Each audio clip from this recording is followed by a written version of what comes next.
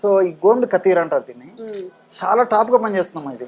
Okay, అంటే ఎట్లా అంటే హీట్ ని తగ్గిస్తుందా లేకపోతే బాడీలో వేడిని తగ్గించేస్తుంది. సో వెడదెబ్బ నుంచి రక్షణ కలిగించేదానికి ఉపయోగపడుతుంది. చాలా అన్ని రకాలుగా ఉపయోగపడుతుందమ్మా. తర్వాత ఈ మండు టెండల నుంచి ఉపశమనానికి చాలా చాలా చక్కగా ఉపయోగపడుతుందమ్మా ఇది. సో ఈ గోంద్ కతీర దీన్ని ఎలాగ తయారు చేయాలంటే ఇప్పుడు నాకు చూపించారు కదమ్మా. సో ఇలాంటివి ఒక 2 పీసెస్ కానీ లేకపోతే 4 పీసెస్ వరకు అమ్మా, 2 to 5 పీసెస్ వరకైనా సరే ఇలాంటి పీసెస్ తీసుకొని ఒక 100 ml కానీ 50 ml కానీ వాటర్లో వేసేస్తామా ఒక 4-5 గంటలు ఆ విధంగా పెట్టేసరికి ఆశ్చర్యపోతారమ్మా.